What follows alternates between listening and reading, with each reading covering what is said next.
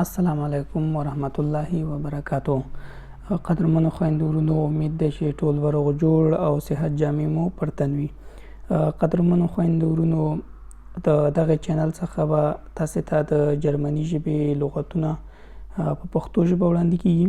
نو هیله ده چې د هرې ویډیو تر پایه پورې له ما سره پاتې شئ او ویډیو وګورئ او له دې څخه یو څه زده کړئ او په خپل ورځني ژوند کې ترې فایده واخلئ. نو قدرمنو خویندو ورونو، راځو خپل هغه لومړني درس یا هغه لومړني موضوع ته چې هغه موضوع موږ سره ده د اعدادو په باره کې، یعنی عدد یا نومه. نو موږ سره په لومړي سر کې هلته لیکل شوي دي چې نول وایي صفر ته. اins یعنی یو. zwei یعنی دو. drei یعنی دری. vier یعنی څلور. fünf یعنی پنځه. sechs یعنی شپږ. sieben یعنی و. acht یعنی اته. neun یعنی نه. zehn یعنی لس. elf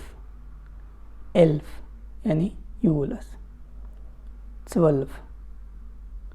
zwölf یعنی دولس. dreizehn یعنی دیارلس. vierzehn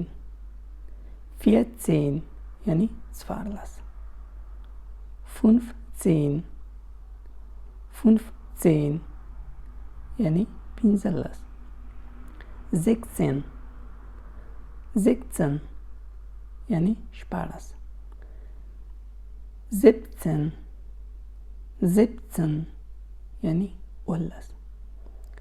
achtzehn یعنی اتلس. neunzehn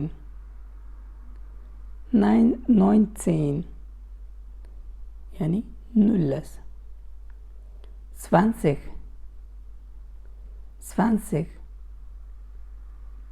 یعنی شل.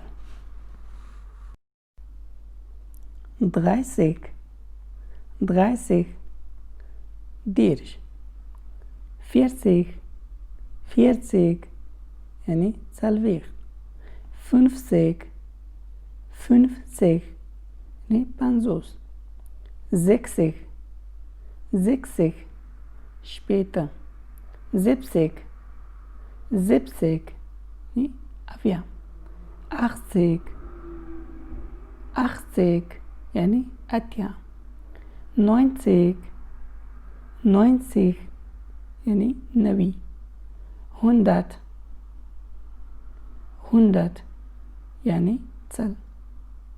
قدرمنو خویندو ورونو، دا اوس موږ د نن ورځې درس تر بلې ویډیو پورې چې زه ستاسې په خدمت کې حاضرېږم، نو تاسې په پاک رب سپارمه. هر چیرې چې اوسئ خوشحاله او خوښ اوسئ. د الله په امان.